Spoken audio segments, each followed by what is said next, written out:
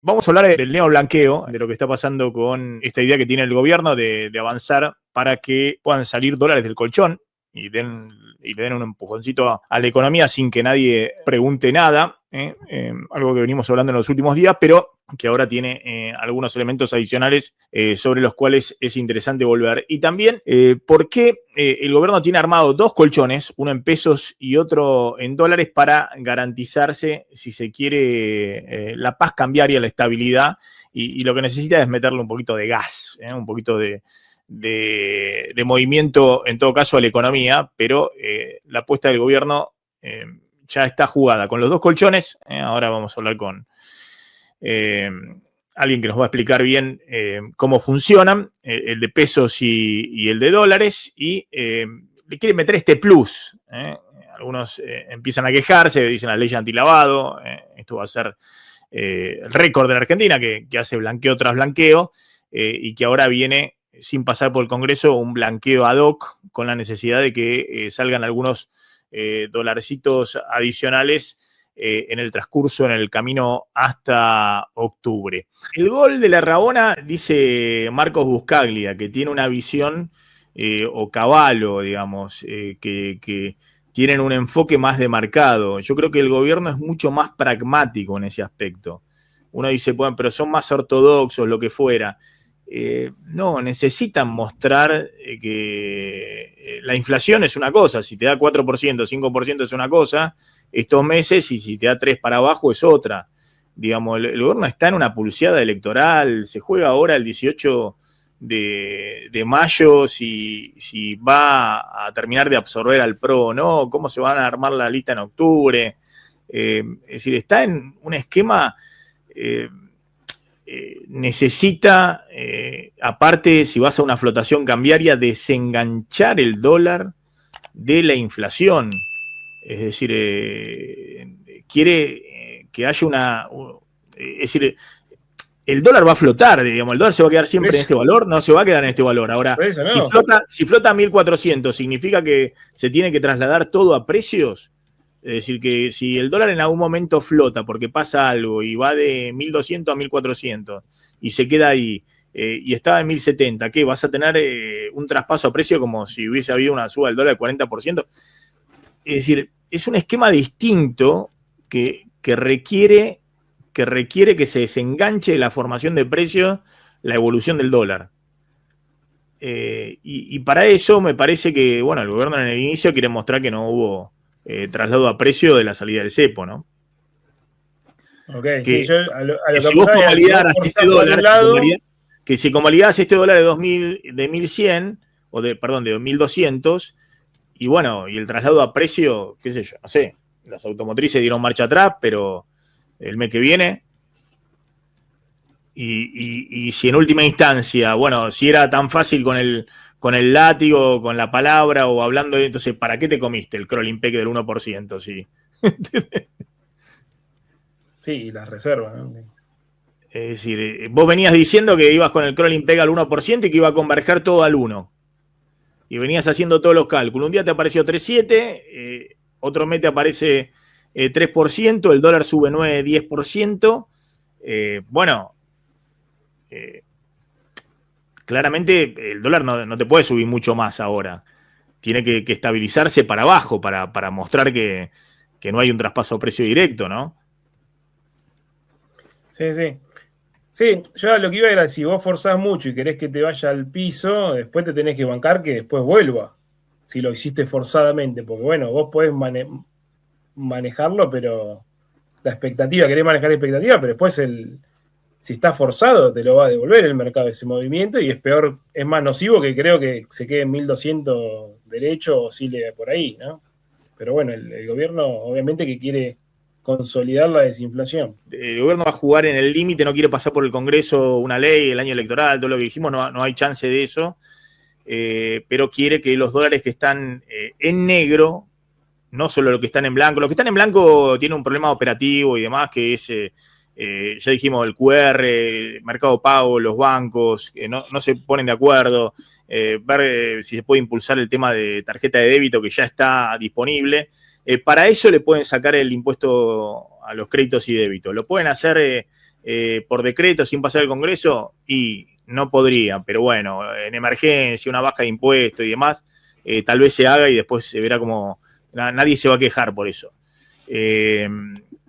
Después lo vos contás hasta $100.000 y demás, lo que nos contaba ayer Gustavo Díez, ¿no? El vicepresidente del Consejo Profesional de Ciencias Económicas, cuando tenés que hacer una compra de un auto y le llevas a la concesionaria, lo que yo contaba, no hay problema, haces el formulario antigrabado, política de persona políticamente expuesta, todo eso, problema de la UIF, no del concesionario. Sí es problema del concesionario si son más de $100.000. Entonces, en ese caso, tenés que ir con una certificación del Consejo Profesional o de un abogado o de un contador matriculado que dé cuenta que el origen es lícito de los fondos. ¿Ok? Entonces, todas esas cosas van a tratar me imagino, de borrarlas de la operatoria. De todas maneras, sigue estando la duda de cómo haces, porque eso ya no solamente involucra a la Argentina, sino el GAFI, de las normas antilavado. Qué sé yo, una cosa es llevarle al concesionario $50.000, $80.000, o al que está haciendo la obra en construcción, o algunos otros sectores que pueden aceptar los dólares. Hoy ocurre con las agencias de viaje. Las agencias de viaje no es solamente el depósito en tienen una cuenta única donde unifican los dólares, no se sabe quién puso los dólares, de dónde vienen los dólares, nadie rastrea nada. Entonces vos de la agencia de viaje le podés depositar en la cuenta en dólares de la agencia, o directamente le podés llevar los dólares crocantes en mano, y lo mismo te va a hacer toda la operatoria y va a entrar y te va a comprar en las compañías aéreas y lo que fuera. Todo eso está funcionando, y de hecho funciona bastante bien en dólares. Y fue lo único que funcionó también con las tarjetas de débito en dólares. Ahora, el tema es, si querés que haya más dólares y que pasen por el sistema financiero, bueno, ahí están las normas antilavado, más complejo.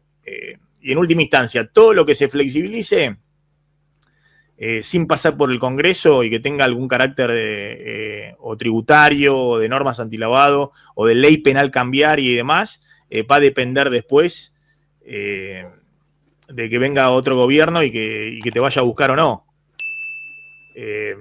Si pasa más de 5 años, prescriben. Bueno, entonces tenés que, junto con esto, tiene que ir la boleta de Milei, digamos, en 2027, digamos, para que siga la misma política. Hay que ver la confianza que tienen si está más flojo que el anterior, ¿no? Decís, pero si te pueden llegar a pedir algo más adelante.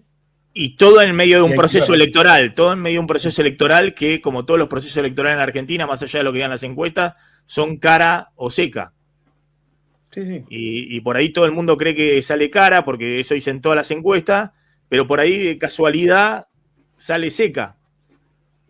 Entonces, y en última instancia, ¿depende de los incentivos fiscales que das o depende de la confianza? Porque no creo que alguien esté atesorando dólares y piense que esos dólares los va a gastar en el supermercado, digamos. Si alguien está atesorando los dólares porque piensa eso como un ahorro, como para hacer una inversión hacia adelante, ¿no? Entonces, es una discusión, me parece interesante. Ahora la vamos a ver con un invitado. Mira, decía acá, Maxi, este modelito de apreciación cambiaria se hizo en el segundo mandato de Cristina y lo criticabas. Cristina no solamente tenía cepo, apreciación cambiaria, lo que hacen todos los gobiernos y sobre todo también en los años electorales, sino que ponía todas las reservas. Ahora unificaste el tipo de cambio y vos me decís, che, pero no están comprando. Sí, pero no, por lo menos no están poniendo dólares en la reserva. Sí critiqué cuando estaban poniendo 2.500 millones de dólares y el único oferente hace un mes o hace 2 meses era el Banco Central, más la intervención en la brecha y demás. Bueno, pero querían evidentemente un puente para llegar hasta acá. Entonces, veremos. Hoy hay un tipo de cambio flexible. Tipo de cambio flexible, es decir, yo no lo veo al Banco Central vendiendo. Si el Banco Central vende, no va a hacer falta criticar. Si el Banco Central vende, funcionan mal las cosas. Tipo de cambio flexible significa que si te faltan dólares y hay más demanda de dólares que oferta, pues se te puso rojísima la cuenta corriente y demás, y bueno, ajusta por precio. Va a subir el dólar. Y cuando suba el dólar, aparecerán más dólares. Y si tenés que llegar al techo de la banda y en el techo de la banda aparecen más dólares, y bueno, pasará lo que siempre ocurre en la Argentina, ¿no? Digamos que el Banco Central pondrá algunos dólares para equilibrar, y si pasado un tiempo no se equilibra, y bueno, tendrás que ir a otro esquema, digamos, pero me parece que hoy es un esquema totalmente distinto al que habíamos visto hasta hace 2 meses, que era un crawling peg que todos decían insostenible. Y en todo caso, lo que vos planteás, el modelo de apreciación, era el modelo de Arriazu. Ese sí era el esquema que todos veían para el desastre, pero bueno, este no es el esquema de Arriazu, suponemos, ¿no? De hecho, el propio Arriazu lo criticó. Alberto, ¿qué estás viendo? Digamos, de nuevo están todos los plateístas, no sé si leíste la nota de Marcos Buscaglia, que plantea que el gobierno quiere hacer una rabona llevando el dólar a 1.000 pesos y recién ahí comprar, y mientras tanto insulta a los plateístas que lo apoyan, digamos, ¿no? Hablando de los economistas tipo Cotani, no sé, él mismo, Marcos Buscaglia o el propio Cavallo. ¿Qué estás viendo en esta dinámica? Mira, creo que, como decís vos, el gobierno, el Banco Central, lo que hicieron fue introducir un tipo de cambio flotante y avanzar a ver a dónde lleva la dinámica del tipo de cambio flotante, y que el mercado se acostumbre a un tipo de cambio flotante con un dólar que se mueve sin que lo mueva el Banco Central. Ahora, lo cierto es que esta es una economía que crece, y al crecer la economía, la demanda de saldos reales, de dinero, te va a aumentar. En cualquier país del mundo normal, el Banco Central te inyecta liquidez mediante operaciones, no necesariamente operaciones cambiarias, pero operaciones de mercado abierto para inyectar liquidez en una economía que crece. Tenés que ir aumentando de a poco la oferta monetaria. Este gobierno, por nuestra historia, por lo que es el plan antiinflacionario, etcétera, ha dicho: nosotros no queremos aumentar la oferta monetaria.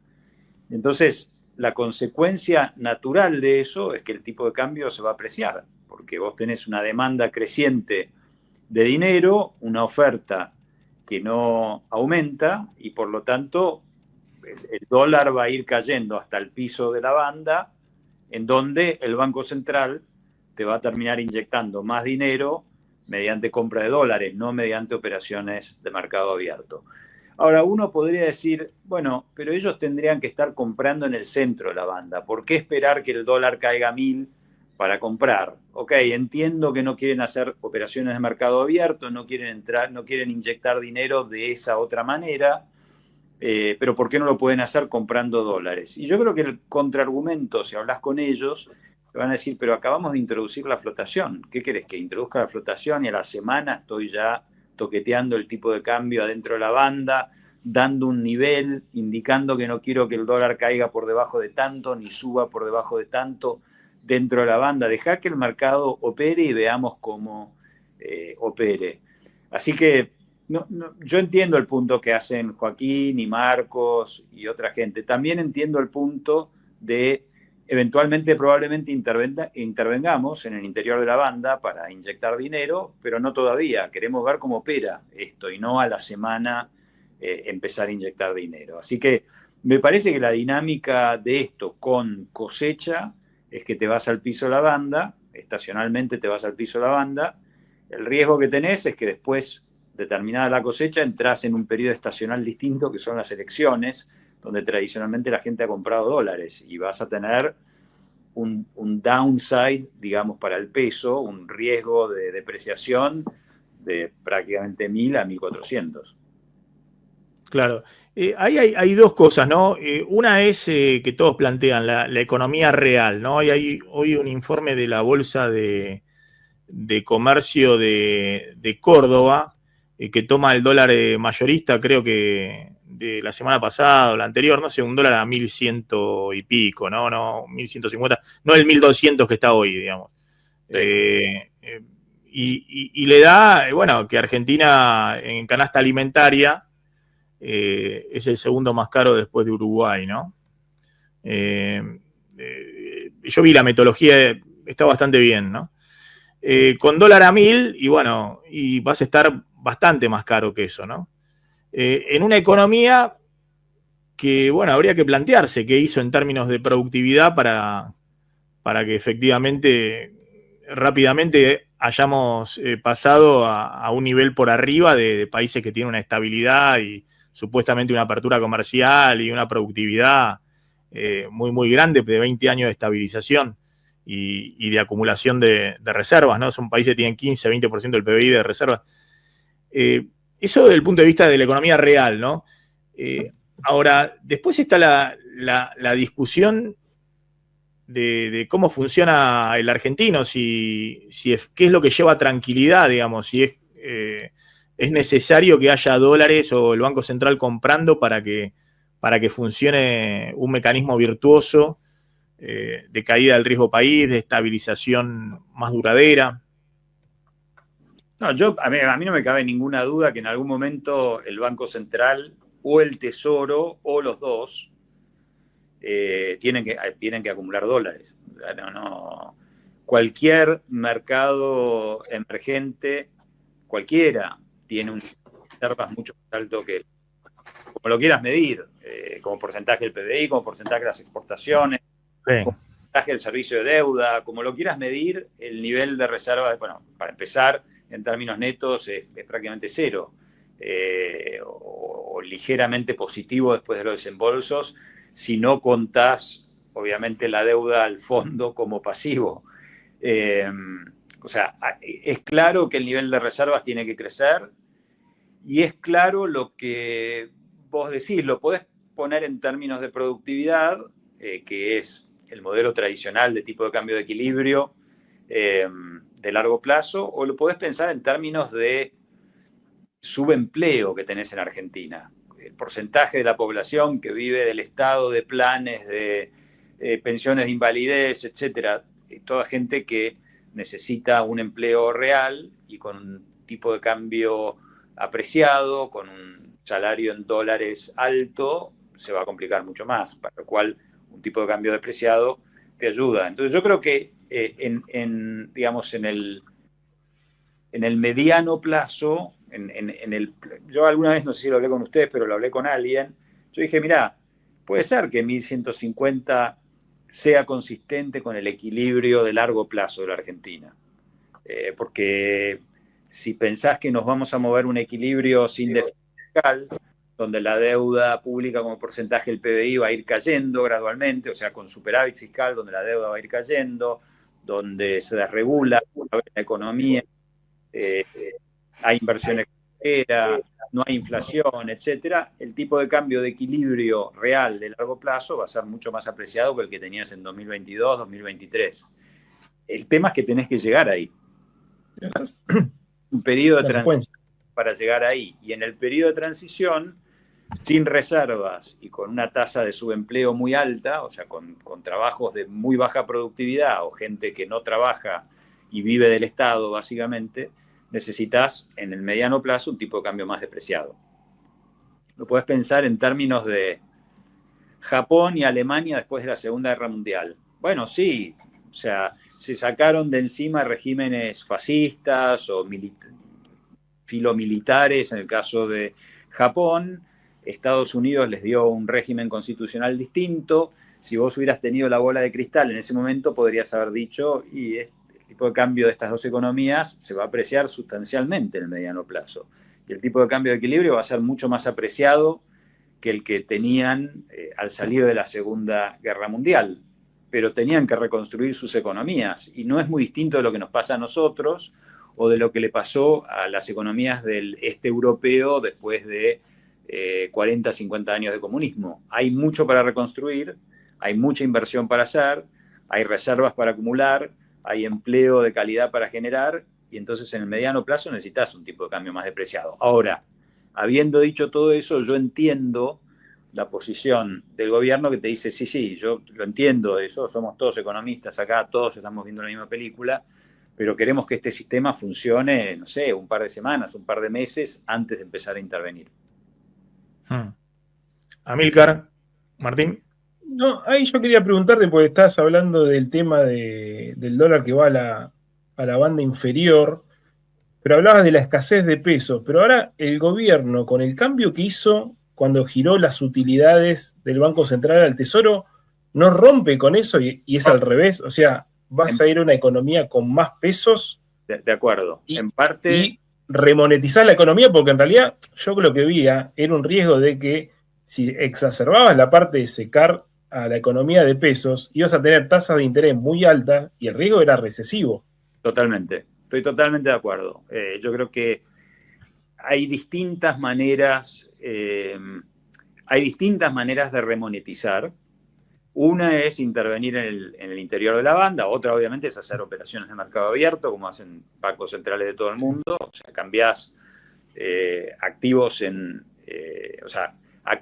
pesos que tiene el sector privado por pesos, básicamente, los comprás, eso se podría haber hecho, podés esperar a que caiga al piso de la banda, podés hacer lo que hicieron, que es otra forma de remonetizar. Yo creo que si no, probablemente el dólar se hubiera caído más rápido, me parece, sin hacer esto que hicieron.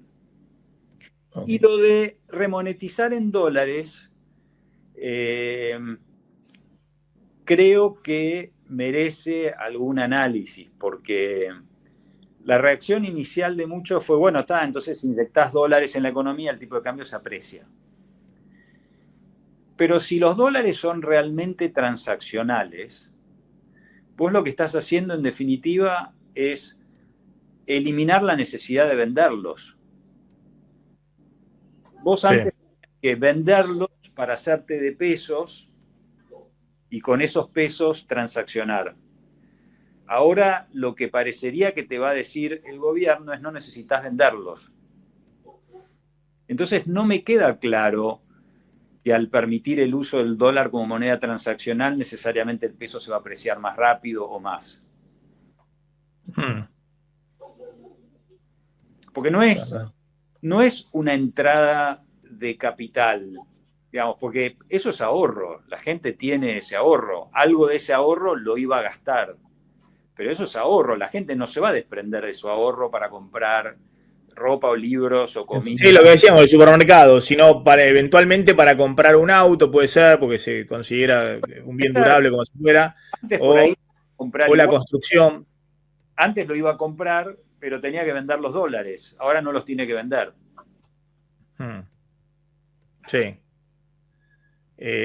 Pero ¿vos crees que eso puede funcionar o depende en última instancia de lo que decimos siempre? A ver, yo lo que estoy viendo es el programa de estabilización es un programa de estabilización que se ha hecho sin dólares. Es un programa de estabilización donde todos dicen, che, el dólar va a ir para abajo, se va a planchar, todo eso se planchó, de hecho, durante mucho tiempo y demás, pero acá los dólares no aparecieron. Ni lo que estaban en el celular de Milei, que decía que tenía, no sé, 30.000, 40.000 millones de dólares, ni el boom que esperaba, digamos, de salida de los dólares del colchón para monetizar la economía. Solo aparecieron los dólares por fuera del flujo normal de la economía, ¿no? Que siempre que tenemos un trimestre donde te llueven todos los dólares, que el año pasado generó una situación de acumulación enorme de reserva, compra 18.000 millones de dólares del Banco Central, porque tenía toda restringida el pago de importaciones. Entonces, con ese mecanismo, te compraste todos los dólares. Solo aparecieron los dólares cuando hiciste el blanqueo más beneficioso y más ingenioso de la historia argentina, digamos. Sí. Que es básicamente, vos traes los dólares, depositarlos ahí, y hasta 100.000 dólares no pagas absolutamente nada. Si querés, al mes siguiente ya te lo llevas. Bueno, entonces, y cuando se terminó eso, de nuevo volvimos al mismo problema y no aparecieron los dólares. Entonces, el único que puso acá los dólares hasta ahora es nuevamente el FMI y los organismos internacionales. Todo el resto están wait and see. Esperando. Exactamente. Y la Argentina tiene... ha tenido una inflación en dólares, esto que mostraba lo de la canasta y demás, a diferencia de que el resto de los países están llenos de dólares en el Banco Central, en algunos casos llenos de dólares circulando en la economía o en los depósitos en el sistema financiero, ¿no? Y sí, yo creo que va a llevar tiempo, o sea, ciertamente va a llevar hasta las elecciones. O sea, ¿quién va a traer? Que aparezcan los dólares. Y sí, ¿quién va a traer los dólares a Argentina? No, por eso te pregunto, porque el gobierno dice, bueno, ya está, mi preocupación es que el dólar se me va a derrumbar y bueno, por eso tampoco quiero... Se te puede derrumbar con muy poco también. Una cosa es que no entre nada o que se te derrumbe por crecimiento y aumento de la demanda de pesos. Otra cosa es que tengas un aluvión de dólares como enfrentaron los emergentes, y muchos emergentes todavía lo enfrentan, pero como lo enfrentaron los emergentes en el 2011, 2012, ¿te acordás que todos tuvieron que poner encajes en dólares y lo que llamaba medidas macroprudenciales porque no daban abasto con la cantidad de dólares que entraban? Sí. La situación, primero, el contexto internacional hoy es distinto. Las tasas son cero acá. O sea, acá tenés tasas positivas, en todos los mercados desarrollados tenés tasas positivas. El incentivo para llevar capital a los emergentes por carry es menor que lo que tenías en el 2011, 2012, cuando las tasas acá eran cero. Segundo, Argentina tiene una historia complicada y yo creo que tanto los extranjeros como los argentinos van a querer ver antes de poner y ver en las elecciones, a ver qué pasa. Este modelo, estos cambios, ¿se legitiman en las elecciones o no? Milei y su coalición aumentan su mayoría, pueden impulsar algunas de las reformas estructurales que necesitan impulsar, o sea, reforma impositiva, reforma laboral, reforma de jubilación, todo eso está, o sea, reforma impositiva obviamente es indispensable, reforma laboral, legislación todavía de hace 50 años, reforma de pensiones, el sistema está quebrado. Son todas las reformas que hay que hacer, que el gobierno te dice que las van a impulsar después de las elecciones, pero que las van a hacer después de las elecciones. Por eso yo creo que, y siempre fue mi opinión. Mi opinión fue que algo te va a entrar, pero no te va a entrar mucho hasta después de las elecciones de medio término. Es decir, por más beneficios que den en este neoblanqueo. No, puede ser que en un neoblanqueo te entre la plata que está debajo del colchón, pero los extranjeros no van a llegar con el neoblanqueo, por ejemplo. Bueno, también en la apuesta del RIGI, ¿no? A ver, lo que todos dicen, fíjate la plata, a ver si entendemos algo. Cuando Macri vendió, la verdad que Macri fue muy exitoso en vender una historia al mundo, ¿no? 2016-2017 Macri vendió que la Argentina no iba a ser más la Argentina, que iba a ser... el ejemplo que yo siempre cito es colocar deuda en pesos a una tasa que en ese momento era, no sé, 15% anual en pesos a 5 años, cuando tenías una inflación, no me acuerdo si era del 24, que fue lo mínimo que tenías, ¿no? Entonces, ¿por qué? Porque la idea era que ya a partir del año que viene convergías a una inflación de un dígito y que el dólar iba a ir un poquito por abajo de la inflación y que los tipos iban a poder hacer 5 o 6% anual en dólares. Ese era el razonamiento con un bono argentino en pesos. Sí. Acá en cero, ¿no? ¿Cómo? Con las tasas acá en cero. Con las tasas en Estados Unidos, está bien, pero convengamos que... No, ya sé. Para creer, obviamente con el diario del día después, decir, che, pero ¿cómo puede ser? Pero lo que digo es que habían vendido una cosa, pero terriblemente optimista. Y el mercado lo compró porque lo financiaron. Ahora, los argentinos siguieron con la formación de activos externos. 2016-2017 hubo 10.000 millones de dólares de formación de activos externos, lo que se llama residentes comprando dólares, sacándolos del sistema, ¿no? No poniéndolos en los bancos. Entonces, yo creo que a lo que aspira hoy el gobierno es a lo que ha aspirado todo gobierno desde, no sé, finales de los 80 hasta ahora, que fue el gran momento de inicio de la formación de activos externos, y que nadie ha logrado que los argentinos hagan un clic, confíen y traigan los dólares que tiene el colchón. Ahora, ¿vos ves que eso pueda lograrse, no sé, con los incentivos fiscales, qué sé yo, las medidas que quieren anunciar? Bueno, el blanqueo tuvo ese impacto. Este sería otro blanqueo. Algo va a entrar, sí, yo creo que algo va a entrar. Después va a depender, decís, de cómo se consolide políticamente el gobierno después de la elección. Sí, hay que ver cuánto dura este blanqueo, si este blanqueo dura varios meses, entonces tenés una pata o tenés un periodo después de las elecciones. Y yo creo que después de las elecciones puede llegar a tener, digamos, si las elecciones convalidan el cambio de modelo y le va bien al gobierno y a sus socios, etcétera, puede llegar a tener más participación de extranjeros también, que yo todavía los veo muy cautos. O sea, ponen algo, pero poco.